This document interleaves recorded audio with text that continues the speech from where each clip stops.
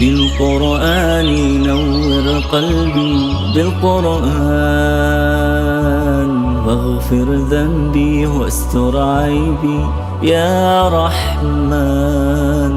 بالقرآن نور قلبي بالقرآن، واغفر ذنبي واستر عيبي يا رحمن. بالقرآن بالقرآن بالقرآن نور قلبي، فكلامك ربي أحفظه فيحفظني، وأرتله وأجوده فيرفعني. فكلامك ربي أحفظه فيحفظني، وأرتله وأجوده فيرفعني. إن الحمد لله نحمده ونستعينه ونستغفره ونعوذ بالله من شرور أنفسنا ومن سيئات أعمالنا، من يهده الله فلا مضل له ومن يضلل فلا هادي له، وأشهد أن لا إله إلا الله وحده لا شريك له، وأشهد أن محمدا عبده ورسوله. يا أيها الذين آمنوا اتقوا الله حق تقاته ولا تموتن إلا وأنتم مسلمون. يا أيها الناس اتقوا ربكم الذي خلقكم من نفس واحدة وخلق منها زوجها وبث منهما رجالا كثيرا ونساء، واتقوا الله الذي تساءلون به والأرحام إن الله كان عليكم رقيبا. يا أيها الذين آمنوا اتقوا الله وقولوا قولا سديدا يصلح لكم أعمالكم ويغفر لكم ذنوبكم، ومن يطع الله ورسوله فقد فاز فوزا عظيما. أما بعد فإن خير الحديث كتاب الله، وخير الهدي هدي محمد صلى الله عليه وسلم، وشر الأمور محدثاتها، وكل محدثة بدعة، وكل بدعة ضلالة، وكل ضلالة في النار. گزشتہ دروس میں سورہ فاتحہ کے فضائل و مناقب، سورہ فاتحہ کے اسماء اور سورہ فاتحہ کے مکی اور مدنی ہونے کے بارے میں گفتگو ہو چکی ہے، بلکہ بسم اللہ الرحمن الرحیم سے لے کر مالک یوم الدین تک کی تفسیر پہ بھی گفتگو ہو چکی ہے۔ آج کے درس میں اللہ رب العزت کے فرمان ایاک نعبد و ایاک نستعین سے تفسیر کا آغاز کریں گے۔ اللہ تعالیٰ فرماتے ہیں ایاک نعبد و ایاک نستعین، ہم تیری ہی عبادت کرتے ہیں اور ہم تجھ ہی سے مدد چاہتے ہیں۔ اس آیت سے پہلے سورہ فاتحہ میں انداز ایسا تھا کہ جیسے سورہ فاتحہ کا قاری، سورہ فاتحہ کی تلاوت کرنے والا اللہ رب العزت کے بارے میں گفتگو کر رہا ہے، لیکن اللہ تعالیٰ کو مخاطب کیے بغیر۔ یہاں سے وہ براہ راست اللہ رب العزت کو مخاطب کرنے کا اعزاز حاصل کر رہا ہے۔ پہلے اللہ کی حمد و ثنا بیان کی گئی، اللہ کے نام ذکر کیے گئے۔ جب اللہ رب العزت کی حمد و ثنا بیان ہو چکی، اللہ کے نام اور اللہ کی صفات بیان ہو چکی، تو بندہ اللہ کے قریب ہو گیا۔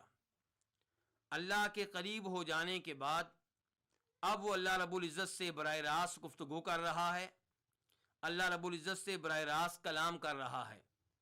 چنانچہ بندہ اب کہتا ہے ایاک نعبد، تیری ہی ہم عبادت کرتے ہیں اور تجھ ہی سے ہم مدد چاہتے ہیں۔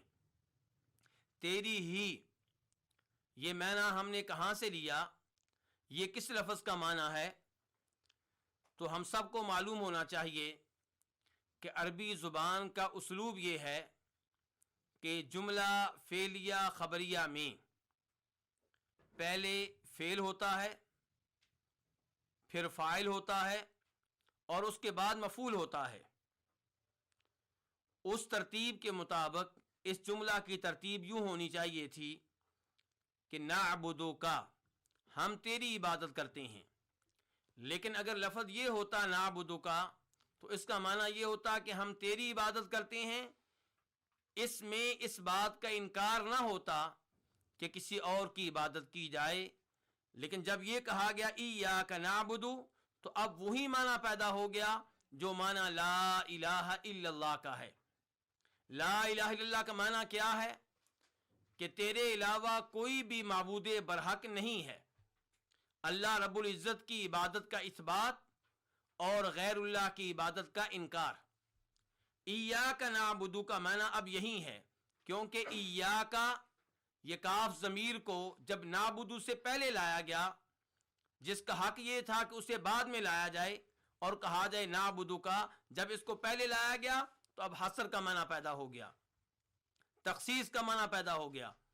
اب معنی ہے ایاک نعبد کہ ہم صرف اور صرف تیری عبادت کرتے ہیں، یعنی کہ تیرے علاوہ کسی اور کی عبادت نہیں کرتے، نہ کریں گے. ایاک نعبد، نعبد یہ فعل عبادت سے ہے. عبادت کسے کہتے ہیں؟ عبادت بندگی کو کہتے ہیں. عبادت کی تعریف کیا ہے؟ علماء کرام نے اس لفظ کی وضاحت میں مختلف اقوال بیان کیے ہیں.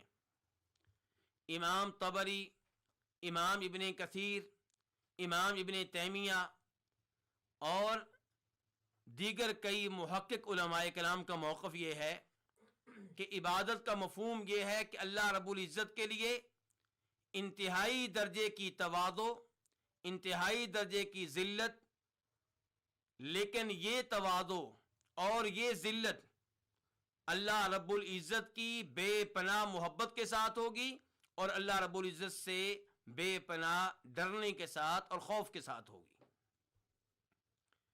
تو عبادت کس چیز کا نام ہوا؟ عبادت کا مطلب یہ ہے کہ جس کی آپ عبادت کر رہے ہیں، جو آپ کا معبود ہے، اس کے سامنے آپ انتہا درجے کی عاجزی، ذلت کا مظاہرہ کریں، لیکن آپ کے دل میں اس کی محبت بھی ہو، اس کی تعظیم بھی ہو اور اس کا خوف بھی آپ کو ہو.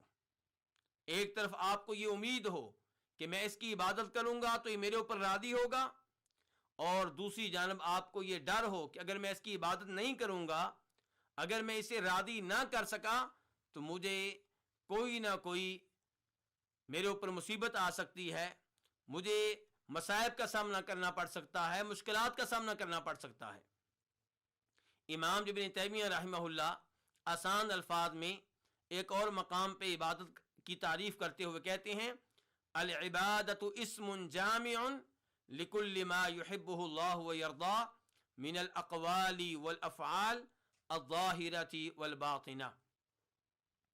کہ عبادت ایسا لفظ ہے جو جامع قسم کا لفظ ہے، جو بہت سی چیزوں کو شامل ہے، جس میں بہت سی چیزیں داخل ہو جاتی ہیں. کیا کیا چیزیں داخل ہو رہی ہیں؟ تو کہتے ہیں کہ عبادت ہر اس قول کو کہتے ہیں، ہر اس عمل کو کہتے ہیں جو بندہ اختیار کرتا ہے، جو قول بندہ ادا کرتا ہے، جو عمل بندہ اختیار کرتا ہے، لیکن یہ وہ عمل ہے، یہ وہ قول ہے جو اللہ رب العزت کے ہاں محبوب ہوتا ہے، جس پہ اللہ راضی ہوتے ہیں. وہ قول اور عمل ظاہری ہو یا باطنی.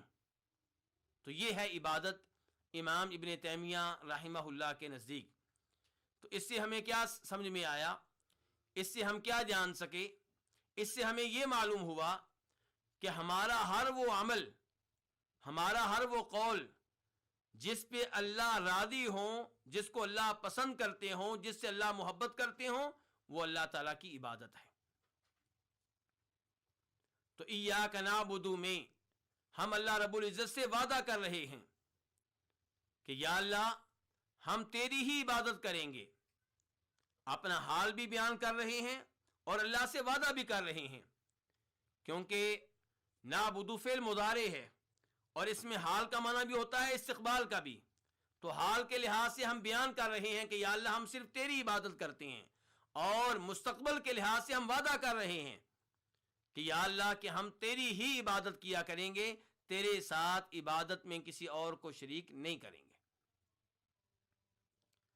ہم سب جانتے ہیں کہ عبادت ہی توحید کی وہ قسم ہے جس میں انبیاء کرام علیہم الصلوۃ والسلام اور ان کی اقوام کے مابین اختلاف رہا ہے، ورنہ عام طور پہ انبیاء کرام علیہم الصلوۃ والسلام جن اقوام کی طرف بھیجے گئے وہ اقوام اللہ رب العزت کو رب مانا کرتی تھیں، وہ اس بات کا اقرار کیا کرتی تھیں کہ اللہ رب العزت ہمارا خالق ہے، مالک ہے، رازق ہے، ہمارے امور کا مدبر ہے اور ہمیں پالنے والا ہے۔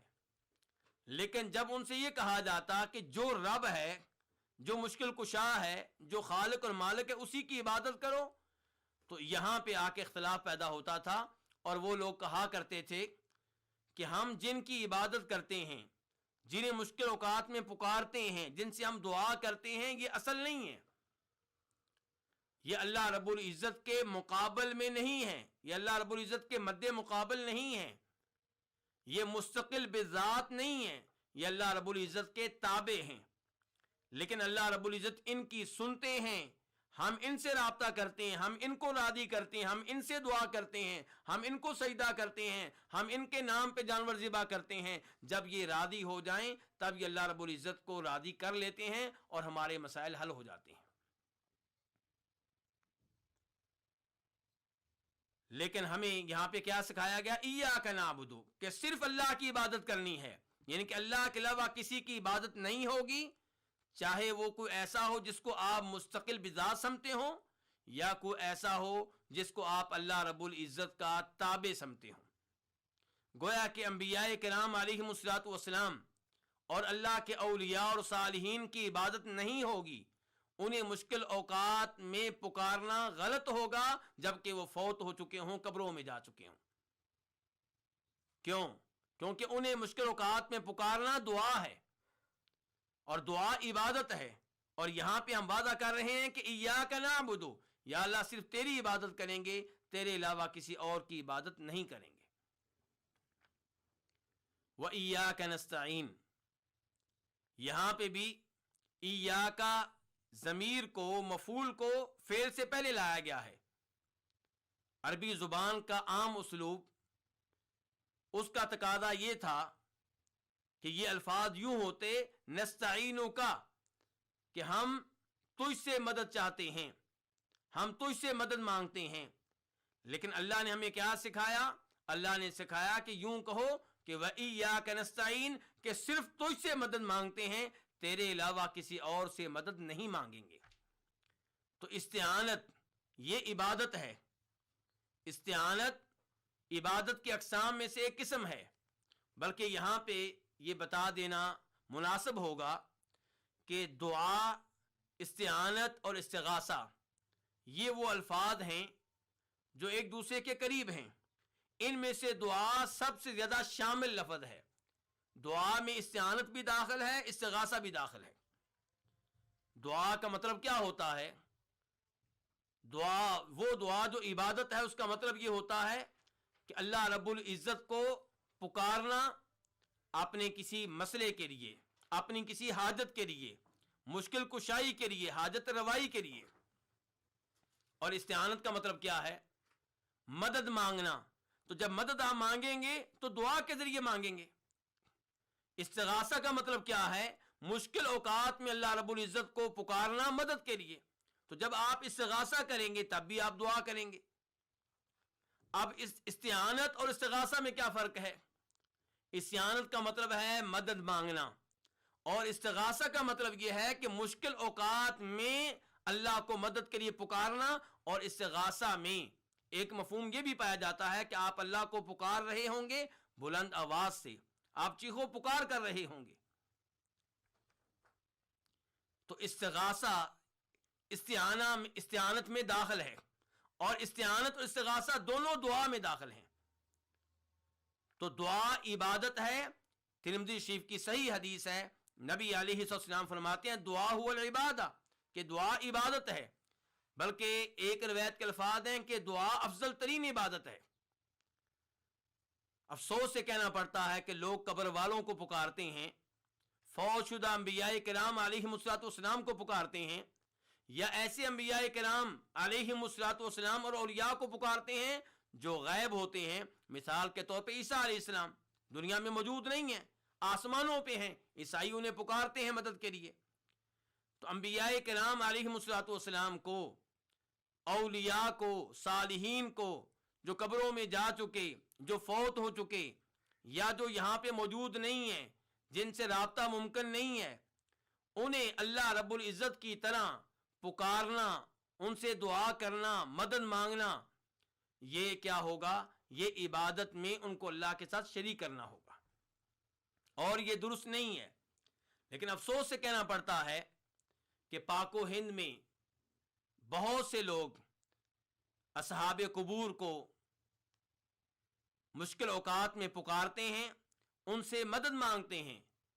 یہ نعرہ لگتا ہے یا علی مدد، یہ نعرہ لگایا جاتا ہے یا رسول اللہ مدد، اور کبھی یہ کہا جا رہا ہوتا ہے کہ شیخ عبد القادر جیلانی شیئا للہ، کہ اے شیخ اللہ رب العزت کی خاطر کچھ دے دیں۔ آپ اندازہ کیجئے کتنی بڑی یہ جرأت ہے، کتنی بڑی جسارت ہے، یہ شرک کی انتہا ہے۔ جب انسان توحید کی صراط مستقیم کو ترک کرتا ہے تو انسان ایسے ہی گمراہی کی اتھاہ گہرائیوں میں جا گرتا ہے۔ اور کہا یہ جاتا ہے کہ یہ انبیاء اور یہ اولیاء علیہم الصلوۃ والسلام یہ اصل نہیں ہے، یہ عون الہی کا مظہر ہیں، یہ اللہ کی مدد کا ایک مظہر ہیں۔ ہم ان کو اصل نہیں سمجھتے، ان کا امداد کرنا اللہ رب العزت کی طرف سے امداد ہے۔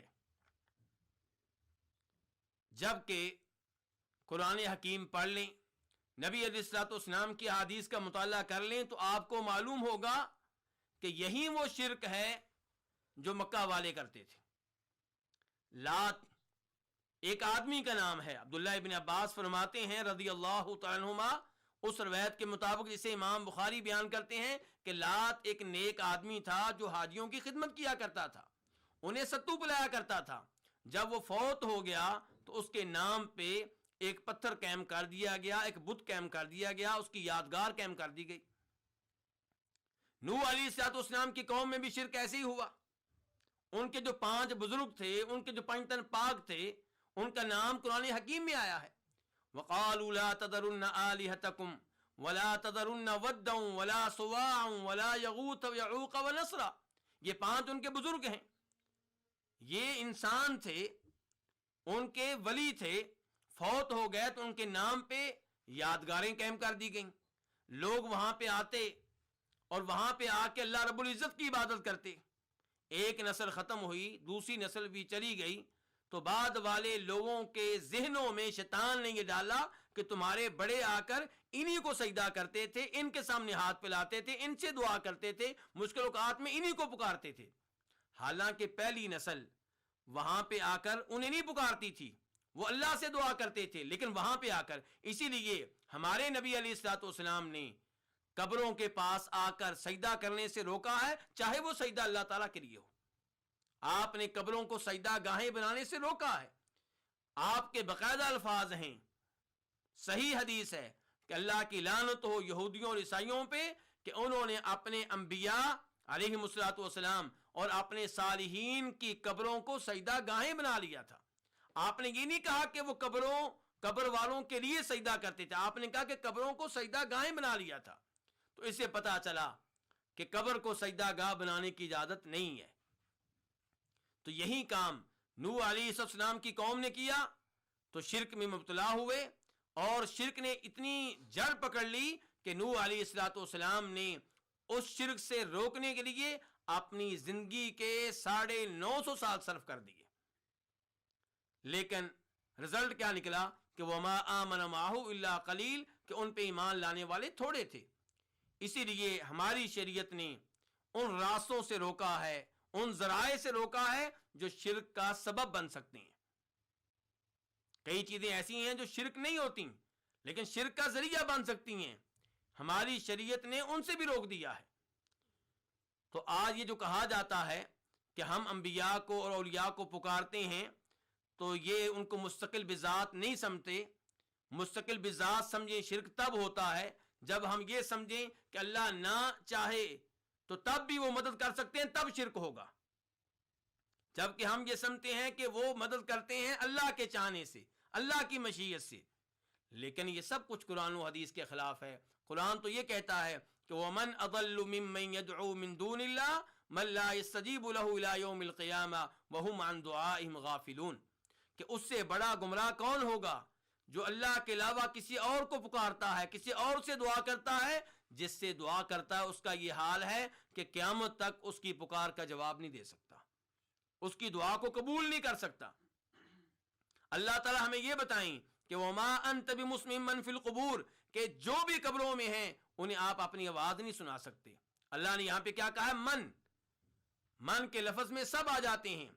انبیاء کرام علیہم الصلوۃ والسلام بھی، اولیاء بھی، صالحین بھی، شہداء بھی، نیک بھی، بد بھی، مرد بھی، عورتیں بھی. جو بھی قبر میں چلا گیا اللہ تعالیٰ کہہ رہے ہیں تم اسے اپنی آواز نہیں سنا سکتے سوائے اس آواز کے جس کا ثبوت کسی حدیث سے مل گیا. مثال کے طور پہ حدیث میں آتا ہے کہ جب تم مردے کو دفن کر کے واپس آ رہے ہوتے ہو تو تمہارے قدموں کی آہٹ سنتا ہے. اس کے علاوہ کیا اصول ہے کہ جو بھی قبروں میں ہیں انہیں آپ اپنی آواز نہیں سنا سکتے. نبی علیہ الصلوۃ والسلام نے بدر میں قتل ہونے والے مشرکین کو اپنی آواز سنائی جبکہ وہ قتل ہو چکے تھے، تو یہ آپ کا معجزہ تھا. یہ عام اصول نہیں ہے، یہ اصولوں سے ہٹ کر تھا.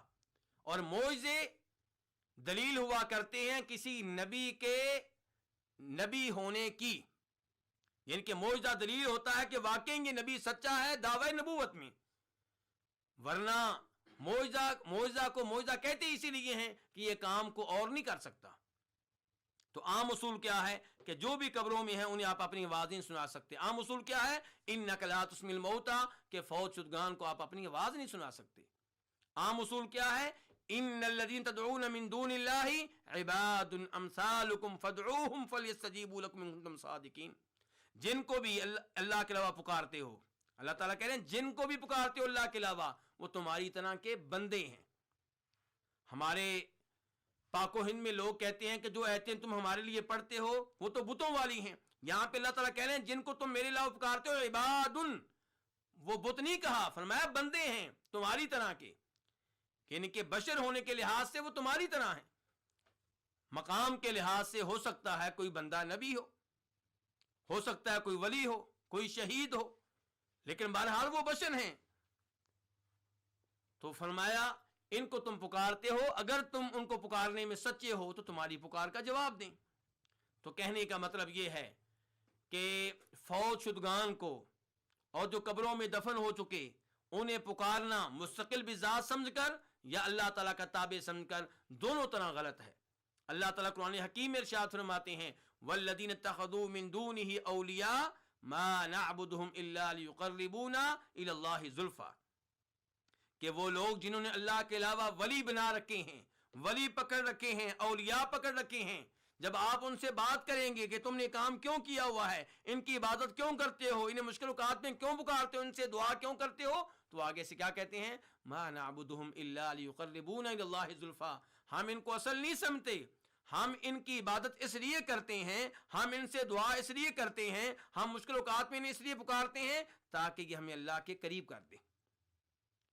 تو مشرکین مکہ کا بھی عقیدہ یہی تھا کہ یہ اللہ کے مد مقابل نہیں ہے، مستقل بذات نہیں ہے، اللہ کے تابع ہیں. اللہ نے ان کے عمل کو شرک قرار دیا. سورہ یونس کو آپ پڑھ لیں، اللہ تعالیٰ فرماتے ہیں وَيَعْبُدُونَ مِن دُونِ اللَّهِ مَا لَا يَضُرُّهُمْ وَلَا يَنفَعُهُمْ وَيَقُولُونَ هَؤُلَاءِ شُفَعَاؤُنَا عِندَ اللَّهِ، کہ پکارتے ان کو ہیں، عبادت ان کی کرتے ہیں جو نفع نقصان کے مالک نہیں ہیں، اور کہتے ہیں کہ ہم ان کو اصل نہیں مانتے، ہم ان کو اپنا سفارشی مانتے ہیں اللہ کے ہاں، یہ ہماری اللہ کے ہاں سفارش کرنے والے ہیں. قُلْ أَتُنَبِّئُونَ اللَّهَ بِمَا لَا يَعْلَمُ فِي السَّمَاوَاتِ وَلَا فِي الْأَرْضِ سُبْحَانَهُ وَتَعَالَى عَمَّا يُشْرِكُونَ.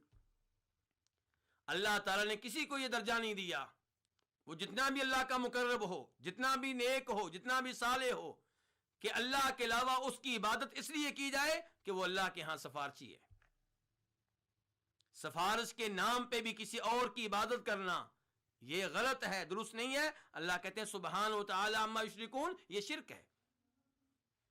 تو مستقل بذات سمجھ کر انبیاء کرام علیہم السلام کو پکارنا یا غیر مستقل سمجھ کر جب بھی آپ ان کو غیبانہ طور پہ پکاریں گے، فوت ہونے کے بعد پکاریں گے، قبروں میں چلے جانے کے بعد پکاریں گے، تو یہ عمل کیا کہلائے گا؟ یہ شرک کہلائے گا.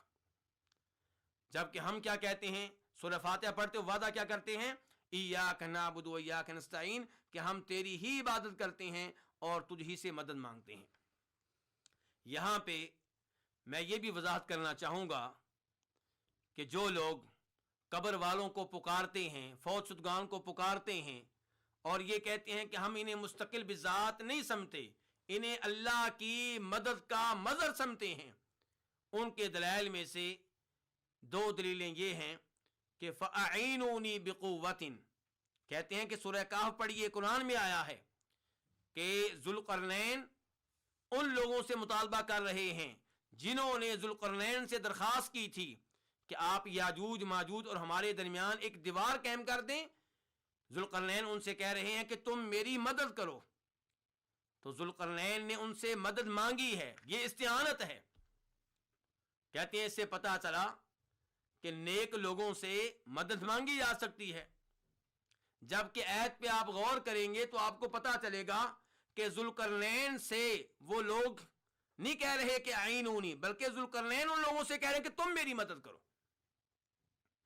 ذوالقرنین ان سے مدد مانگ رہے ہیں، اور یہ کسی قبر والے سے مدد مانگنا نہیں ہے، یہ کسی فوت شدہ سے مدد مانگنا نہیں ہے، بلکہ یہ زندہ آدمی کا زندہ آدمی سے اس معاملے میں مدد مانگنا ہے جس معاملے میں مدد کرنے کی اللہ نے اس کو قوت، طاقت اور قدرت دی ہے.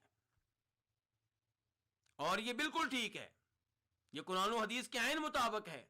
انبیاء کرام علیہم السلام کے واقعات پڑھ لیں قرآن حکیم میں، وہ آیات جن میں گزشتہ انبیاء کرام اور ان کے اقوام کا تذکرہ آیا ہے، وہاں پہ کہیں بھی آپ کو یہ چیز نہیں ملے گی کہ کسی نبی نے زندہ آدمی کے زندہ آدمی سے مدد مانگنے کو شرک قرار دیا ہو. قرآن حکیم میں ایسی آیات ہیں جن سے پتہ چلتا ہے کہ اگر زندہ آدمی سے ان امور میں مدد مانگے جن امور میں اللہ نے اسے مدد کرنے کی طاقت بخشی ہے تو اس میں کوئی حرج نہیں ہے. اللہ تعالیٰ فرماتے ہیں وَتَعَاوَنُوا عَلَى الْبِرِّ وَالتَّقْوَىٰ، کہ ایک دوسرے سے تعاون کرو نیکی کے کاموں میں، تقویٰ کے کاموں میں، پرہیزگاری کے کاموں میں. اللہ تعالیٰ فرماتے ہیں سورہ انفال میں وَإِنِ اسْتَنصَرُوكُمْ فِي الدِّينِ فَعَلَيْكُمُ النَّصْرُ، تمہارے وہ بھائی جو مسلمان ہو چکے ان پہ واجب تھا کہ ہجرت کر کے مدینہ چلے آتے، نہیں آ سکے کسی مجبوری کی وجہ سے یا سستی کی وجہ سے، اگر کبھی تم سے مدد مانگیں دین کے معاملے میں تو تم پہ واجب ہے کہ ان کی مدد کرو. اللہ کہہ رہے ہیں اگر وہ تم سے مدد مانگیں تو مدد کرو، یہ نہیں کہا کہ مدد مانگیں تو مدد نہ کرو کیونکہ تم سے مدد مانگ کے وہ مشرک ہو گئے.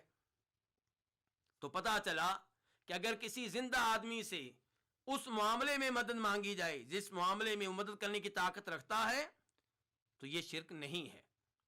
قرآن حکیم میں ہے سورہ قصص میں فَاسْتَغَاثَهُ الَّذِي مِنْ شِيعَتِهِ عَلَى الَّذِي مِنْ عَدُوِّهِ، کہ موسیٰ علیہ السلام سے مدد مانگی ان کی قوم کے ایک آدمی نے، کس کے خلاف؟ فرعون کی قوم کے ایک آدمی کے خلاف. اور لفظ کیا ہے؟ استغاثہ، فریاد کی، مدد کے لیے پکارا، مدد کے لیے چیخو پکار کی. تو اس کو اللہ رب العزت نے شرک قرار نہیں دیا. تو اس سے پتہ چلا کہ اگر زندہ آدمی سے اس معاملے میں مدد مانگی جائے جس معاملے میں اللہ نے اسے مدد کرنے کی طاقت بخشی ہے تو یہ شرک نہیں ہے. لیکن اگر زندہ آدمی سے بھی ان معاملات میں مدد مانگی جائے جو رب کے خصائص میں سے ہیں، جو ربوبیت کے خصائص میں سے ہیں، تو غلط ہوگا. مثال کے طور پہ زندہ آدمی سے کہنا مجھے بیٹا دو، یعنی کہ اپنا بیٹا نہیں بلکہ مجھے بیٹا دو جیسے اللہ بیٹا دیتا ہے، اس انداز سے اسے کہنا تو یہ کیا ہوگا؟ یہ شرک ہوگا. زندہ آدمی سے یہ کہنا کہ میں نمازیں نہیں پڑھتا رہا، میں زکوٰۃ ادا نہیں کرتا رہا، میں نے بہت بڑا گناہ کیا، تم مجھے معاف کر دو، یہ کیا ہوگا؟ یہ شرک ہوگا. زندہ آدمی سے کہنا مجھے شفا دو، ہاں علاج کا مطالبہ کر سکتے ہیں آپ حکیم صاحب سے، ڈاکٹر صاحب سے، لیکن یہ کہنا کہ شفا تم دو، شفا دینے والا اللہ ہے. شفا دینا یہ رب کی خصوصیات میں سے ایک خصوصی امر ہے۔ ایسے ہی ہدایت مانگنا، ہم آگے چل کے یہ ذکر کریں گے کہ ہدایت کی 2 قسمیں ہیں۔ ایک ہے دلی ہدایت، تو دلی ہدایت کا مالک اللہ رب العزت ہے، اللہ کے علاوہ کوئی نہیں ہے جو ایمان کو، اسلام کو، توحید کو دل میں داخل کر دے۔ تو اس کا مطالبہ کسی پیر سے کرنا، کسی زندہ آدمی سے کرنا، یہ کیا ہوگا؟ یہ شرک ہوگا، تو یہ جائز نہیں ہے۔ تو خلاصہ کلام یہ ہے کہ استعانت عبادت ہے اور یہ اللہ رب العزت ہی سے ہوگی۔ البتہ اگر کوئی زندہ ہے تو اس سے آپ ان امور میں مدد مانگ سکتے ہیں جن امور میں اللہ نے زندہ لوگوں کو مدد کرنے کی طاقت بخشی ہے۔ رہے ہمارے وہ بھائی جو فوت شدگان کو پکارتے ہیں، قبر والوں کو پکارتے ہیں اور یہ دعویٰ کرتے ہیں کہ ہم ان کو مستقل بذات نہیں سمجھتے، تو ان کی ایک دلیل میں نے پہلے ذکر کی تھی، فَأَعِينُونِي بِقُوَّةٍ، اور میں نے واضح کیا ہے کہ یہاں پہ زندہ ذوالقرنین زندہ لوگوں سے مدد مانگ رہے ہیں اس معاملے میں جس معاملے میں مدد کرنے کی وہ طاقت رکھتے تھے۔ کہہ رہے ہیں ذوالقرنین کہ تم میری مدد کرو، میں دیوار قائم کر کے دوں گا۔ اور دوسری دلیل وَاسْتَعِينُوا بِالصَّبْرِ وَالصَّلَاةِ، کہتے ہیں کہ دیکھیے یہاں پہ اللہ تعالیٰ کہہ رہے ہیں کہ مدد مانگو کس سے؟ صبر سے اور نماز سے، اور یہ بہت بڑا مغالطہ ہے۔ افسوس یہ ہے کہ عام لوگوں کو ایسی آیتیں سنا کر شرک میں مبتلا کیا جاتا ہے، جبکہ یہاں پہ اللہ تعالیٰ کہہ رہے ہیں کہ وَاسْتَعِينُوا بِالصَّبْرِ وَالصَّلَاةِ، یعنی کہ مجھ سے مدد مانگو، کیسے؟ صبر کے ذریعے، نماز کے ذریعے۔ جیسے نبی علیہ الصلوۃ والسلام مشکل اوقات میں کیا کیا کرتے تھے؟ نماز پڑھا کرتے تھے اور نماز میں اللہ کو پکارا کرتے تھے۔ تو ہم سے کہا جا رہا ہے کہ جب تم پہ مشکل اوقات آئیں، جب تم پہ مصائب آئیں، تو نماز شروع کر دو، نماز میں اپنے رب کو پکارو، نماز میں رب سے مدد مانگو، سجدے میں جب تم اپنی پیشانی زمین پہ رکھ دیتے ہو، اللہ کے بہت قریب ہوتے ہو، تب اللہ تعالیٰ سے رابطہ کرو۔ یعنی کہ صبر اور نماز اس آیت میں مستعان نہیں ہیں، ان سے مدد نہیں مانگی جا رہی، مستعان بھی ہیں۔ تو مستعان کون ہے؟ اللہ رب العزت۔ اور قبر والے جو فوت ہو چکے، نہ وہ مستعان ہیں نہ مستعان بھی ہیں، مدد کرنے والا بھی اللہ، اور اللہ سے مدد لینے میں وہ سبب بھی نہیں ہے، کیونکہ اللہ تعالیٰ بیان کر رہے ہیں تم انہیں اپنی آواز نہیں سنا سکتے۔ اللہ کہہ رہے ہیں وَهُمْ عَنْ دُعَائِهِمْ غَافِلُونَ، تمہاری دعا سے غافل، بے خبر، لا علم ہے۔ اللہ رب العزت سے دعا ہے کہ اللہ رب العزت ہمیں سورہ فاتحہ اور خصوصاً ایاک نعبد و ایاک نستعین کی تفسیر صحیح معنوں میں سمجھنے کی توفیق بخشے۔ جس آدمی نے اس آیت کو صحیح معنوں میں سمجھ لیا وہ شرک سے دور رہے گا، اور جو اس کو صحیح معنوں میں نہیں سمجھ سکا اس کے بارے میں خطرہ ہے کہ اس آیت کو پڑھنے کے باوجود، اس کا ترجمہ جاننے کے باوجود وہ شرک میں مبتلا ہو جائے گا۔ اللہ رب العزت ہمیں ہر طرح کے شرک سے محفوظ رکھے۔ اس کے بعد اللہ رب العزت ارشاد فرماتے ہیں اہدنا الصراط المستقیم صراط الذین انعمت علیہم غیر المغضوب علیہم ولا الضالین۔ اہدنا الصراط المستقیم سے باقاعدہ طور پہ دعا کا آغاز ہو رہا ہے،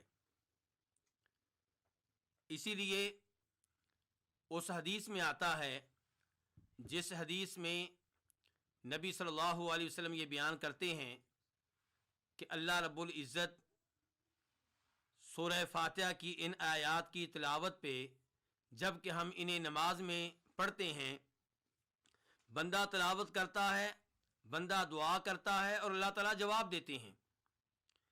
مثال کے طور پہ جب ہم کہتے ہیں الحمدللہ رب العالمین، تو اللہ تعالیٰ فرماتے ہیں حمیدنی عبدی، میرے بندے نے میری حمد و ثنا بیان کی ہے۔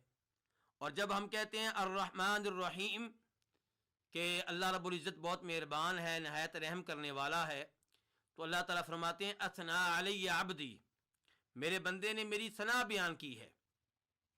اور جب ہم کہتے ہیں مالک یوم الدین، اللہ تعالیٰ روز جزا کا مالک ہے، تو اللہ تعالیٰ فرماتے ہیں مجدنی عبدی، میرے بندے نے میری تعظیم کی ہے، میری عظمت بیان کی ہے۔ اور جب ہم کہتے ہیں ایاک نعبد و ایاک نستعین کہ ہم تیری ہی عبادت کرتے ہیں اور تجھ ہی سے مدد مانگتے ہیں، تو اللہ رب العزت اس کے جواب میں ارشاد فرماتے ہیں ھذا بینی و بین عبدی نصفین ولعبدی ما سأل، کہ یہ الفاظ میرے اور میرے بندے کے درمیان نصف نصف ہیں، یعنی کہ آدھا حصہ میرے لیے اور آدھا حصہ میرے بندے کے لیے۔ یعنی کہ بندہ جب کہتا ہے کہ یا اللہ ہم تیری عبادت کرتے ہیں تو عبادت کس کی ہوتی ہے؟ اللہ رب العزت کی۔ اور جب ہم کہتے ہیں وَإِيَّاكَ نَسْتَعِينُ، اور ہم تجھ ہی سے مدد مانگتے ہیں، تو مدد کون مانگ رہا ہے؟ بندہ مانگ رہا ہے، اللہ سے مدد لے رہا ہے۔ اور اس کے بعد جب ہم کہتے ہیں اهْدِنَا الصِّرَاطَ الْمُسْتَقِيمَ اور بعد والے الفاظ، تو اللہ تعالیٰ کہتے ہیں ھذا لعبدی ولعبدی ما سأل، یہ سب کچھ میرے بندے کے لیے ہے اور میرے بندے کو وہ ملے گا جو وہ مانگ رہا ہے۔ تو اهْدِنَا الصِّرَاطَ الْمُسْتَقِيمَ، اہدی فعل امر ہے، ہدا یہدی سے ہدایت کا سوال کیا جا رہا ہے اللہ رب العزت سے، ہدایت مانگی جا رہی ہے اللہ رب العزت سے۔ تو ہم کیا کہتے ہیں؟ اہدینا، اے اللہ ہمیں ہدایت دے، ہماری رہنمائی فرما۔ ہدایت کس چیز کی؟ الصراط المستقیم، سیدھے راستے کی ہدایت۔ اے اللہ ہم تو اس سے سیدھا راستہ، سیدھے راستے کا سوال کرتے ہیں۔ اے اللہ ہمیں سیدھے راستے کی توفیق دے، اے اللہ سیدھا راستہ ہمارے دلوں میں ڈال دے۔ یہاں پہ پہلے نمبر پہ یہ وضاحت کرنا چاہوں گا کہ ہدایت اس کی کتنی اقسام ہیں اور یہاں پہ ہدایت کی کون سی قسم مراد ہے، کون سی قسم مقصود ہے۔ تو ہدایت کی دو قسمیں ہوا کرتی ہیں، ایک ہدایت ارشاد اور ایک ہدایت توفیق۔ ہدایت ارشاد کا مطلب کیا ہے؟ راستہ بتا دینا، گائیڈ کر دینا، رہنمائی کر دینا، یہ ہے ہدایت ارشاد۔ اور دوسرے نمبر پہ ہوتی ہے ہدایت توفیق، کہ کسی کو راستے پہ باقاعدہ طور پہ لگا دینا۔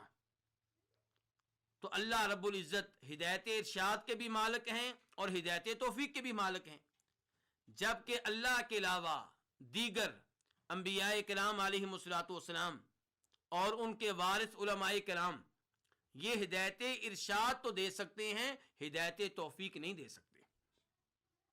ہدایت ارشاد کی مثال کیا ہے؟ اللہ تعالیٰ فرماتے ہیں سورہ شورى میں وَإِنَّكَ لَتَهْدِي إِلَىٰ صِرَاطٍ مُسْتَقِيمٍ، اللہ تعالیٰ ہمارے نبی صلی اللہ علیہ وسلم کو مخاطب کر کے کہہ رہے ہیں کہ آپ صراط مستقیم کی جانب رہنمائی کرتے ہیں، آپ صراط مستقیم کی ہدایت دیتے ہیں۔ تو یہ کون سی ہدایت ہے؟ ہدایت ارشاد۔ یہ ہدایت توفیق نہیں ہے۔ اس کی دلیل کیا ہے کہ یہ ہدایت ارشاد ہے، ہدایت توفیق نہیں ہے؟ یہ ہم تب جان سکیں گے جب آپ اس مثال پہ غور کریں گے جو مثال میں آپ کے سامنے رکھوں گا ہدایت توفیق کی۔ تو ہدایت توفیق کی مثال کیا ہے؟ اللہ تعالیٰ فرماتے ہیں سورہ قصص میں اِنَّكَ لَا تَهْدِي مَنْ أَحْبَبْتَ وَلَكِنَّ اللَّهَ يَهْدِي مَنْ يَشَاءُ، آپ اسے ہدایت نہیں دے سکتے جس کو آپ پسند کریں، جس کو آپ ہدایت دینا چاہیں۔ ہدایت اللہ دیتا ہے جس کو چاہتا ہے۔ سورہ شورى میں اللہ نے کیا کہا تھا؟ آپ ہدایت دیتے ہیں۔ یہاں پہ اللہ تعالیٰ کہہ رہے ہیں آپ ہدایت نہیں دے سکتے جس کو آپ چاہیں۔ تو اس سے پتا چلا کہ جس ہدایت کا اثبات ہو رہا ہے، جس ہدایت کے بارے میں اللہ کے رسول علیہ السلام کو کہا جا رہا ہے کہ آپ وہ ہدایت دے سکتے ہیں، وہ ہدایت ارشاد ہے۔ یعنی کہ آپ بتاتے ہیں کہ یہ راہ جنت کی راہ ہے، نماز پڑھیں گے تو آپ جنت میں جائیں گے، جہاد کریں گے جنت میں جائیں گے، روزے رکھیں گے آپ جنت میں جائیں گے، آپ ان اعمال سے بچ گئے تو آپ جنت میں جائیں گے اور جہنم کی آگ سے بچ جائیں گے۔ یہ آپ جو رہنمائی کیا کرتے تھے، جو تعلیمات دیا کرتے تھے، یہ ہدایت ارشاد پہ مبنی ہوا کرتی تھی۔ لیکن دل میں ایمان داخل کر دینا، دل میں توحید ڈال دینا، دل میں اسلام داخل کر دینا، یہ آپ کے بس میں نہیں تھا، اس کے آپ مالک نہیں تھے۔ اس سے پتا چلا کہ نبی علیہ السلام مشکل کشا نہیں تھے، حاجت روا نہیں تھے۔ اسی لیے تو آپ اپنے سگے چچا ابو طالب کے دل میں ایمان، اسلام، توحید داخل نہیں کر سکے۔ آپ نے بہت کہا کہ چچا یا عمی قل لا الہ الا اللہ کلمۃ احاج لک بہا عند اللہ، چچا آپ لا الہ الا اللہ کہیں، یہ ایسا لفظ ہے اگر آپ نے ادا کر دیا، یہ ایسا کلمہ ہے اگر آپ نے بول دیا تو میں اللہ رب العزت کے ہاں آپ کی شفاعت کرنے کے قابل ہو جاؤں گا۔ اب آپ کیا کہہ رہے ہیں کہ چچا آپ کلمہ پڑھ دیں میں شفاعت کرنے کے قابل ہو جاؤں گا، یہ آپ ہدایت دے رہے ہیں۔ تو یہ کون سی ہدایت ہے؟ ہدایت ارشاد۔ اس کے بعد کیا تھی؟ ہدایت توفیق۔ وہ آپ ابو طالب کے دل میں داخل نہیں کر سکے، اپنے چچا کی رہنمائی کرتے رہے، ہدایت ارشاد دیتے رہے، ہدایت توفیق آپ کے ہاتھ میں نہیں تھی، تو آپ اس لیے پریشان بھی ہوئے۔ ابو طالب نے کہا کہ میں اسی دین پہ فوت ہو رہا ہوں جو عبد المطلب کا دین تھا، میرے باپ دادا کا دین تھا۔ آپ روتے ہوئے باہر نکلے اور اپنے چچا کے لیے دعائیں شروع کر دیں، ابو طالب کے لیے دعائیں کرتے رہے، کیونکہ آپ کو معلوم تھا کہ ابو طالب نے آپ کا بہت ساتھ دیا ہے، اگرچہ کلمہ نہیں پڑھا، آپ کا کلمہ نہیں پڑھا، آپ کا دین اختیار نہیں کیا، لیکن آپ کا دفاع بہت کیا، بطور بھتیجا آپ سے بڑی محبت کی۔ لیکن اللہ رب العزت نے ارشاد فرمایا انک لا تہدی من احببت ولکن اللہ یہدی من یشاء، آپ جس کو چاہیں، جو آپ کو پسند ہو، اسے آپ ہدایت دے دیں، ایسا نہیں ہوتا۔ تو یہ جس ہدایت کی نفی ہو رہی، کون سی ہدایت ہے؟ ہدایت توفیق۔ اور جس کا اس بات تھا وہ کیا تھا؟ ہدایت ارشاد۔ تو اہدنا الصراط المستقیم۔ اب سوال پیدا ہوگا، یہاں پہ ہم اللہ تعالیٰ سے کہہ رہے ہیں کہ ہمیں صراط مستقیم کی ہدایت دے، تو یہ ہدایت کی کون سی قسم ہے؟ حافظ ابن کثیر رحمہ اللہ کہتے ہیں کہ یہاں ہدایت کی دونوں قسمیں مراد ہیں۔ یہاں ہم اللہ تعالیٰ سے ہدایت ارشاد بھی مانگ رہے ہیں اور ہدایت توفیق بھی مانگ رہے ہیں۔ ہم اللہ تعالیٰ سے یہ بھی سوال کر رہے ہیں کہ ہمیں وہ تعلیمات مل جائیں، ہمیں وہ آیتیں سمجھ میں آ جائیں، ہمیں وہ احادیث سمجھ میں آ جائیں جن کے ذریعے، جن پہ عمل کر کے جنت میں جایا جا سکتا ہے، اور پھر ہمیں ان پہ عمل کرنے کی توفیق بھی مل جائے، وہ ہمارے دلوں میں داخل ہو جائیں، وہ ہمارے دلوں میں گھر کر لیں۔ تو اہدنا الصراط المستقیم، ہمیں ہدایت دے کس چیز کی؟ صراط مستقیم کی۔ تو یہ دونوں ہدایت مراد ہیں، ہدایت ارشاد بھی، ہدایت توفیق بھی۔ الصراط، الصراط کس کو کہتے ہیں؟ واضح قسم کے راستے کو۔ امام طبری رحمہ اللہ فرماتے ہیں کہ علماء تفسیر کا اس بات پہ اتفاق ہے کہ الصراط سے مراد وہ راستہ ہے جس میں کوئی کجی نہ ہو، جس میں کوئی ٹیڑھا پن نہ ہو، تو یہ واضح راستہ، اور المستقیم سیدھا۔ تو اب معنی کیا ہو گیا؟ صراط المستقیم وہ راستہ جو بالکل سیدھا ہے، جو ہمیں جنت میں لے جائے، اے اللہ تجھ تک پہنچا دے، جنت تک پہنچا دے۔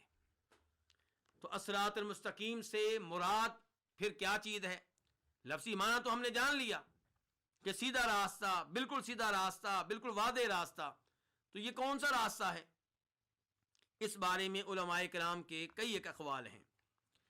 ایک قول یہ ہے کہ اس سے مراد قرآن کریم ہے، دوسرا قول یہ ہے کہ اس سے مراد قرآن کریم کی بجائے کیا ہے؟ اسلام ہے۔ پہلا قول تھا کہ اس سے مراد قرآن کریم ہے، دوسرا قول یہ ہے کہ اس سے مراد اسلام ہے، اور تیسرا قول یہ ہے کہ اس سے مراد حق ہے۔ تین قول ہو گئے۔ جنہوں نے کہا کہ اس سے مراد قرآن کریم ہے، ان کی دلیل کیا ہے؟ ان کی دلیل وہ روایت ہے جسے امام ترمذی اپنی سنن میں لے کر آئے ہیں، اپنی جامع میں لے کر آئے ہیں، جسے علماء کرام نے ضعیف قرار دیا ہے، اور کچھ علماء کرام کہتے ہیں کہ وہ بطور موقوف ثابت ہے، یعنی کہ جناب علی رضی اللہ عنہ کے قول کے طور پہ ثابت ہے، اور صحیح بات یہ ہے کہ وہ قول کے طور پہ بھی ثابت نہیں ہے۔ اس روایت کے الفاظ یہ ہیں کہ قرآن کریم حبل اللہ المتین، یہ اللہ کی مضبوط رسی ہے، وَهُوَ الذِّكْرُ الْحَكِيمُ، اور یہ پختہ قسم کا ذکر ہے، وَهُوَ الصِّرَاطُ الْمُسْتَقِيمُ، اور یہی صراط مستقیم ہے۔ تو جنہوں نے الصراط المستقیم سے اللہ کی کتاب مراد لی ہے، قرآن کریم مراد لیا ہے، ان کی دلیل یہ روایت ہے جو ضعیف ہے۔ دوسرا قول کیا تھا کہ اس سے مراد اسلام ہے۔ جو کہتے ہیں اس سے مراد اسلام ہے، ان کے دلائل میں سے ایک دلیل وہ حدیث ہے جسے امام ترمذی رحمہ اللہ اور دیگر ائمہ حدیث بیان کرتے ہیں، اور شیخ البانی رحمہ اللہ نے اسے صحیح لغیرہ قرار دیا ہے۔ وہ روایت کیا ہے؟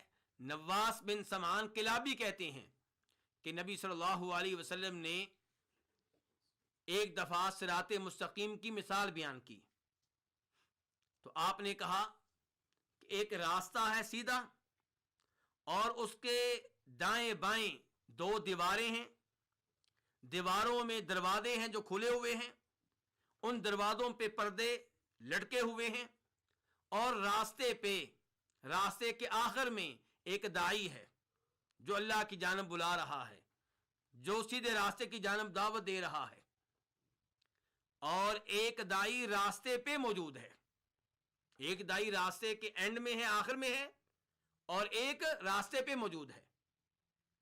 پھر آپ نے اس مثال کی وضاحت کی، آپ نے کہا کہ یہ راستہ صراط مستقیم ہے اور وہ دین اسلام ہے، اور دو دیواریں جو دائیں اور بائیں ہیں یہ اللہ کی حدود ہیں، یعنی کہ اللہ کی حدود جو آپ کو پھسلنے سے بچاتی ہیں۔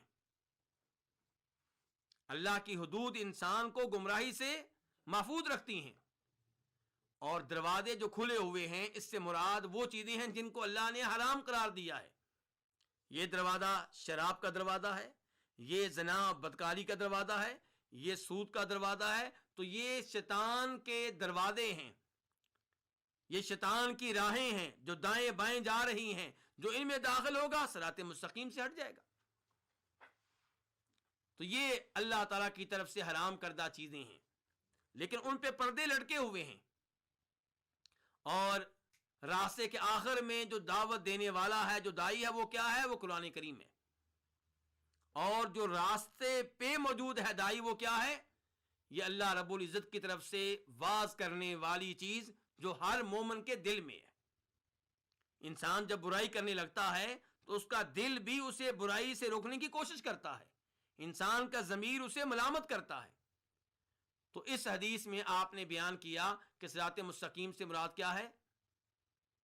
دین اسلام ہے، اور یہی ہمیں معلوم ہوتا ہے قرآن حکیم کی اس آیت سے جو سورہ انعام کے آخر میں ہے، قل اننی ہدانی ربی الی صراط مستقیم دینا قیما ملت ابراہیم حنیفا وما کان من المشرکین قل ان صلاتی ونسکی ومحیای ومماتی للہ رب العالمین لا شریک لہ وبذلک امرت وانا اول المسلمین۔ کہ اے نبی صلی اللہ علیہ وسلم آپ کہہ دیں، آپ لوگوں کو بتا دیں کہ اللہ نے مجھے ہدایت دی ہے، کس کی؟ صراط مستقیم کی۔ دینن قیمن، دین ہے قیمن، سیدھا دین، ملت ابراہیم، ابراہیم علیہ السلام کی ملت ہے۔ کون سے ابراہیم؟ حنیفہ، جو یکسو تھے، جو شرک کی راہوں سے بیزار تھے، وما کان من المشرکین، وہ مشرکوں میں سے نہیں تھے۔ تو یہ دین کیا ہے؟ قل آپ کہہ دیں ان صلاتی ونسکی ومحیای ومماتی للہ رب العالمین، بے شک میری نماز، میری قربانی، میری زندگی، میری موت اللہ کے لیے ہے جو رب العالمین ہے، تمام جہانوں کا رب ہے، سب کو پالنے والا ہے، لا شریک لہ، اس کا کوئی بھی شریک نہیں ہے۔ یہ ہے صراط مستقیم۔ وبذلک امرت، مجھے بھی اسی صراط مستقیم کو اختیار کرنے کا حکم ملا ہے، وانا اول المسلمین، میں مسلمانوں میں سے پہلا ہوں، میں اسلام قبول کرنے والوں میں سے پہلا ہوں۔ تو صراط مستقیم سے مراد پھر کیا ہے؟ دین اسلام۔ ایک اور قول ہے کہ اس سے مراد کیا ہے؟ حق ہے، اور اس کے علاوہ بھی اقوال پائے جاتے ہیں۔ مثال کے طور پہ ایک قول یہ ہے کہ اس سے مراد نبی صلی اللہ علیہ وسلم اور ابو بکر و عمر ہیں رضی اللہ تعالی عنہما۔ امام ابن کثیر رحمہ اللہ ان تمام اقوال کو ذکر کرنے کے بعد فرماتے ہیں کہ یہ سارے کے سارے اقوال حق ہیں، درست ہیں، ٹھیک ہیں، ایک دوسرے سے متضاد نہیں ہیں، ایک دوسرے کے برعکس نہیں ہیں، بلکہ ایک دوسرے کو لازم ہیں۔ اسلام کس چیز کا نام ہے؟ کتاب اللہ کا نام ہے، نبی صلی اللہ علیہ وسلم کی تعلیمات کا نام ہے، اس دین کا نام ہے جس پہ ابو بکر و عمر چلے ہیں، اور یہ حق ہے۔ تو یہ سارے اقوال اپنی جگہ پہ ٹھیک ہیں، اور میں یہاں پہ یہ وضاحت کرنا چاہوں گا، چونکہ ہمارا درس تفسیر کا درس ہے، تو ہمیں یہ بات معلوم ہونی چاہیے کہ جب ہم تفاسیر کا مطالعہ کرتے ہیں تو ہم دیکھتے ہیں کہ تفسیر میں ہمیں اقوال بہت زیادہ پڑھنے کو ملتے ہیں. ایک لفظ کی وضاحت میں، ایک چیز کی وضاحت میں بہت سے اقوال ملتے ہیں. امام مجاہد نے یوں کہا، امام اکرمہ نے یوں کہا، عبداللہ بن عباس یہ کہتے ہیں، عبداللہ بن مسعود یہ کہتے ہیں، ابی بن کعب یہ کہتے ہیں. اور وہ آدمی جسے تفسیر کے اصولوں اور ضوابط کا پتہ نہیں ہوتا، تفسیر کے قواعد کا علم نہیں ہوتا، وہ پریشان ہو جاتا ہے. وہ کہتا ہے کہ لوگ کہتے ہیں کہ قرآن کریم ہدایت دینے والا ہے، جبکہ یہاں پہ تو انسان پریشان ہو جاتا ہے، مجھے تو ہدایت نہیں مل رہی. تو ہمیں یہ بات معلوم ہونی چاہیے کہ عام طور پہ سلف کے وہ اقوال جو قرآن کریم کی تفسیر کے ضمن میں وارد ہوتے ہیں، ان میں جو اختلاف ہوتا ہے وہ اختلاف تضاد نہیں ہوتا، وہ اختلاف تنوع ہوتا ہے. ایک چیز کو واضح کرنے کے لیے سلف مختلف عبارتیں استعمال کرتے ہیں. کسی کی عبارت کیا ہوتی ہے، کسی کی عبارت کیا ہوتی ہے، اور مقصود سب کا ایک ہوتا ہے. اور اس کی ایک مثال یہی ہے جو آپ کے سامنے ہے. امام ابن تیمیہ رحمہ اللہ کی مشہور و معروف کتاب ہے مقدمہ فی اصول تفسیر، کہ تفسیر کے اصولوں کے بارے میں مقدمہ. اس میں انہوں نے اس معاملے کو بڑی تفصیل کے ساتھ واضح کیا ہے. اس کتاب کا مطالعہ کر لینا چاہیے تاکہ انسان تفسیری اقوال پڑھتے ہوئے پریشان نہ ہو. تو اہدنا الصراط المستقیم، ہمیں صراط مستقیم دکھا. تو صراط مستقیم سے مراد پھر کیا ہے؟ دین اسلام. دین اسلام جو قرآن میں آیا، دین اسلام جس کی تعلیمات اللہ کے رسول نے دی ہیں، دین اسلام جس پہ ابو بکر و عمر چلے ہیں رضی اللہ تعالی عنہما، اور یہ سارے کا سارا حق ہے. صراط الذین انعمت علیہم، اللہ تعالیٰ فرماتے ہیں کہ راستہ ان لوگوں کا جن پہ تو نے انعام کیا. اللہ تعالیٰ ہمیں تعلیم دے رہے ہیں سورہ فاتحہ میں کہ اللہ سے سوال کیسے کرنا ہے، اللہ سے کیسے مانگنا ہے. اللہ سے کہنا ہے کہ ہمیں صراط مستقیم کی ہدایت دے. صراط مستقیم کون سا؟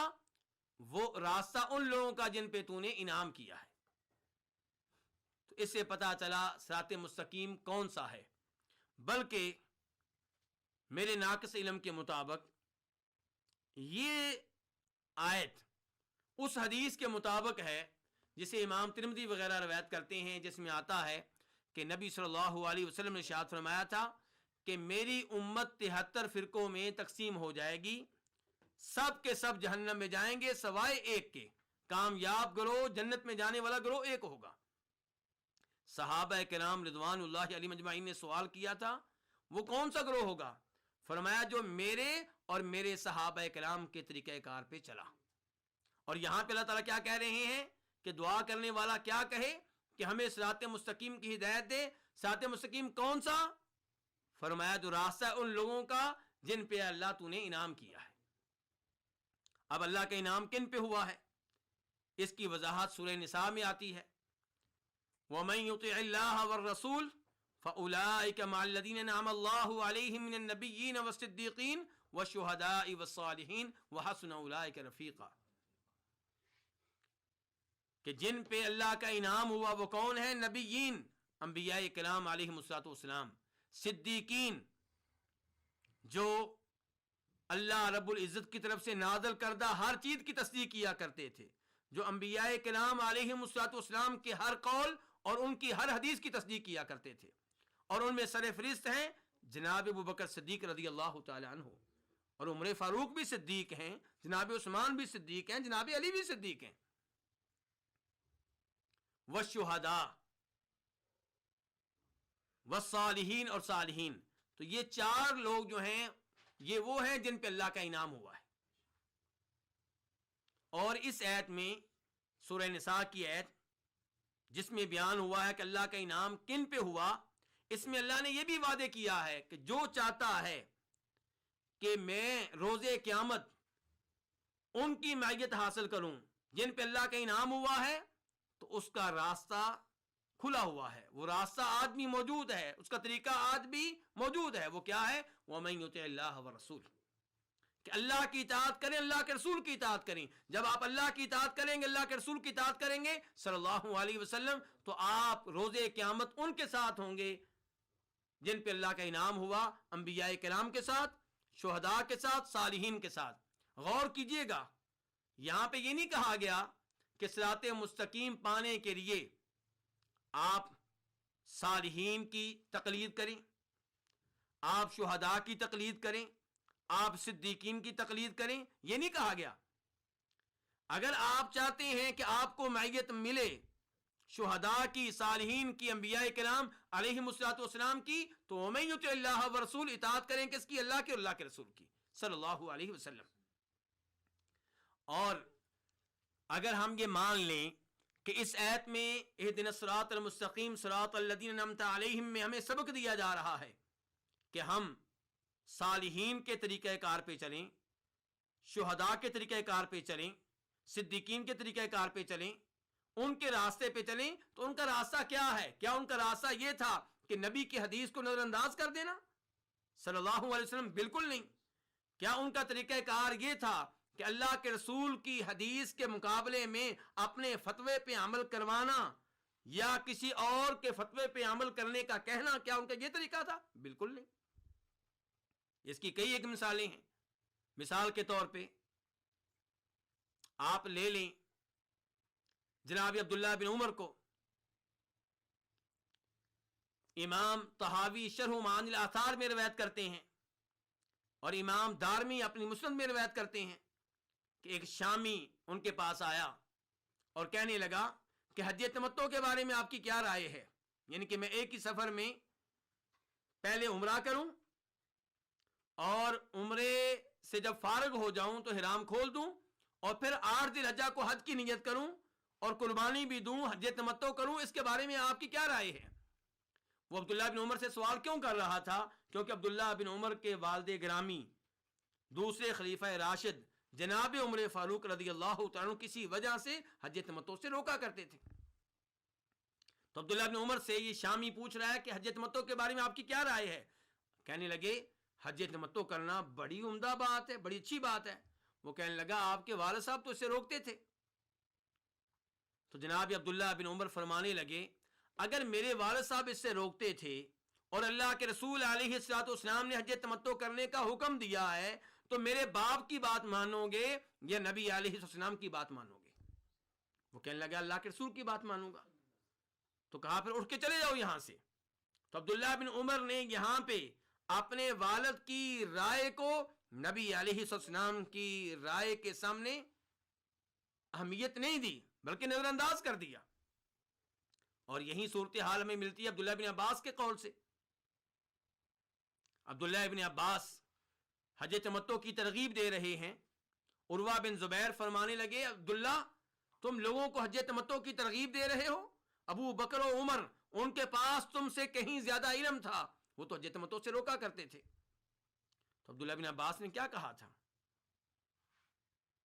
عبداللہ بن عباس نے فرمایا تھا کہ مجھے خدشہ ہے کہ کہیں تمہارے اوپر اللہ رب العزت کی طرف سے پتھروں کا عذاب نازل نہ ہو جائے. میں تم سے کہہ رہا ہوں کہ اللہ کے رسول علیہ الصلوۃ والسلام نے یوں کہا، حج تمتع کی ترغیب دی، حج تمتع کا حکم دیا، اور تم اس کے مقابلے میں ابو بکر و عمر کا فتویٰ، ان کا قول پیش کر رہے ہو. تو صحابہ کرام کا طریقہ کار یہ ہے. اللہ تعالیٰ کہہ رہے ہیں اہدنا الصراط المستقیم صراط الذین انعمت علیہم، کہ دعا کرنے والا کہے کہ یا اللہ ہمیں صراط مستقیم کی ہدایت دے، اور صراط مستقیم راستہ ہے ان لوگوں کا جن پہ تو نے انعام کیا ہے. تو جن پہ اللہ نے انعام کیا ہے وہ قرآن پہ عمل کرنے والے تھے، نبی علیہ السلام کی احادیث پہ عمل کرنے والے تھے، اور قرآن و حدیث کے مقابلے میں اپنے اقوال کو، اپنے بزرگوں کے اقوال کو، اپنے والد کے اقوال کو نظر انداز کرنے والے تھے.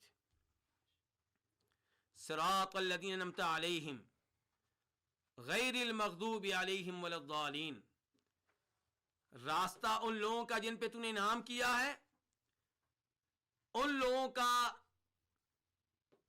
کا نہیں جن پہ تیرا غضب ہوا. راستہ ان لوگوں کا جن پہ تیرا انعام ہوا ہے، جن پہ تیرا غضب نازل نہیں ہوا، جن پہ غضب نازل نہیں ہوا، اور نہ ہی وہ جو گمراہ ہیں. المغضوب علیہم جن پہ غضب نازل کیا گیا ہو، جن پہ غصہ کیا گیا ہو، اور الضالین وہ جو گمراہ ہیں۔ پہلا مجموعہ، پہلا گروپ، پہلی جماعت کیا تھی؟ جن پہ اللہ کا انعام ہوا۔ یہ کون؟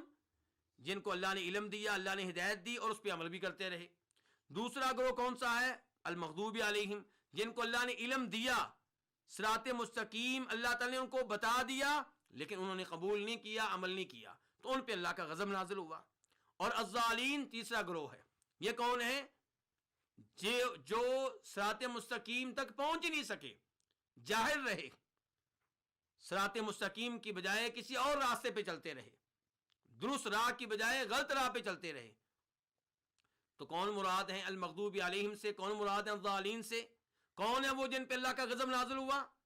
امام ترمذی روایت کرتے ہیں عدی بن حاتم رضی اللہ تعالیٰ عنہ سے، وہ کہتے ہیں کہ نبی صلی اللہ علیہ وسلم نے ارشاد فرمایا المغضوب علیہم سے مراد یہودی ہیں اور الضالین سے مراد عیسائی ہیں۔ جن پہ اللہ کا غضب نازل ہوا وہ یہودی ہیں، اور جن کو اللہ نے گمراہ قرار دیا وہ عیسائی ہیں۔ اللہ تعالیٰ قرآن حکیم میں بھی ارشاد فرماتے ہیں موسیٰ علیہ السلام کا اور ان کی قوم بنی اسرائیل کا تذکرہ کرتے ہوئے، یعنی کہ یہودیوں کا تذکرہ کرتے ہوئے اللہ تعالیٰ فرماتے ہیں وَضُرِبَتْ عَلَيْهِمُ الذِّلَّةُ وَالْمَسْكَنَةُ وَبَاءُوا بِغَضَبٍ مِّنَ اللَّهِ، ان پہ اللہ کی طرف سے ذلت مسلط کر دی گئی اور ان کے اوپر محتاجی مسلط کر دی گئی، اور وہ اللہ کا بڑا غضب لے کر لوٹے، یعنی کہ ان پہ اللہ کا غضب نازل ہوا۔ اور یہی ہمیں پتہ چلتا ہے سورہ مائدہ سے بھی، مَن لَعَنَهُ اللَّهُ وَغَضِبَ عَلَيْهِ وَجَعَلَ مِنْهُمُ الْقِرَدَةَ وَالْخَنَازِيرَ وَعَبَدَ الطَّاغُوتَ، وہاں پہ اللہ نے وعدے کیا ہے کہ ان کے اوپر اللہ کا غضب نازل ہوا۔ اور جب اللہ نے تذکرہ کیا عیسائیوں کا، عیسیٰ علیہ السلام کا، جناب مریم کا اور ان کے ماننے والوں کا، تو وہاں پہ اللہ نے کہا قُلْ يَا أَهْلَ الْكِتَابِ لَا تَغْلُوا فِي دِينِكُمْ غَيْرَ الْحَقِّ وَلَا تَتَّبِعُوا أَهْوَاءَ قَوْمٍ قَدْ ضَلُّوا مِنْ قَبْلُ وَضَلُّوا كَثِيرًا وَضَلُّوا عَنْ سَوَاءِ السَّبِيلِ۔ اس ایسے پتہ چلا کہ عیسائی گمراہ ہیں، لیکن یہاں پہ یہ بات معلوم رہے کہ یہودی وہ ہیں جن پہ اللہ کا غضب نازل ہوا، اس کا مطلب یہ نہیں ہے کہ گمراہ وہ بالکل نہیں ہے، وہ گمراہ بھی ہیں اور ان پہ اللہ کا غضب بھی نازل ہوا ہے، لیکن اللہ کا غضب نازل ہونے کے لحاظ سے وہ نمایاں ہیں، اگرچہ ان میں گمراہی بھی پائی جاتی ہے۔ اور عیسائی جو ہیں وہ اگرچہ گمراہ ہیں، لیکن اللہ کا غضب بھی ان پہ نازل ہوا، لیکن ان کا نمایاں وصف کیا ہے کہ وہ گمراہ ہیں۔ اللہ رب العزت نے یہاں پہ ہمیں کیا سکھایا ہے کہ ہدایت کی اور انعام کی نسبت اللہ کی طرف کی گئی ہے، کہ جن پہ تو نے انعام کیا، اور غضب نازل ہوا اور گمراہ ہوئے، یہ نسبت اللہ کی طرف نہیں کی گئی، حالانکہ اللہ رب العزت ہدایت کے بھی خالق ہیں اور اللہ تعالیٰ گمراہی کے بھی خالق ہیں، اور غضب بھی اللہ تعالیٰ کا نازل ہوا ہے۔ یہ آداب ہیں اللہ رب العزت کو مخاطب کرنے کے کہ خیر کی نسبت اللہ کی طرف کی جاتی ہے اور شر کی نسبت اللہ کی طرف نہیں کی جاتی۔ اللہ رب العزت سے دعا ہے کہ اللہ تعالیٰ اس عظیم صورت کو صحیح معنوں میں سمجھنے کی توفیق بخشے۔ وآخر دعوانا ان الحمد للہ رب العالمین۔